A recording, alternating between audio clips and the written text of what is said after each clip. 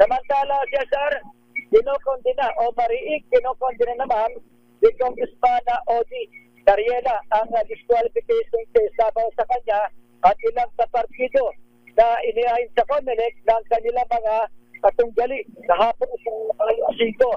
Ayon kay Tariela, isa itong paraan naman ng harassment at pamumilitika, maaaring may turing na last resort o desperadong aksyon ng kanilang katunggali.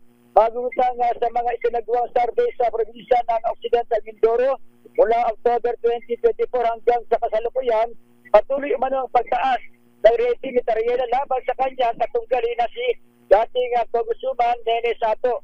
Sa pinakauling survey ng Social Climate Now Philippines noong April 2025, nakakuha ng 69% si Tariela, samantalang 20% ang nakalaban ng si Sato. Kasabay nito ang pag-endorso kahit Congressman Tariela ng Iglesia ni Cristo na kilalang kanilang maigpit na pagsunod sa black voting. Kumpara sa kanyang kalaban na nanungkulan at 33 taon bago sa politika, ngunit veterano sa paglilingkod si Congressman Tariela.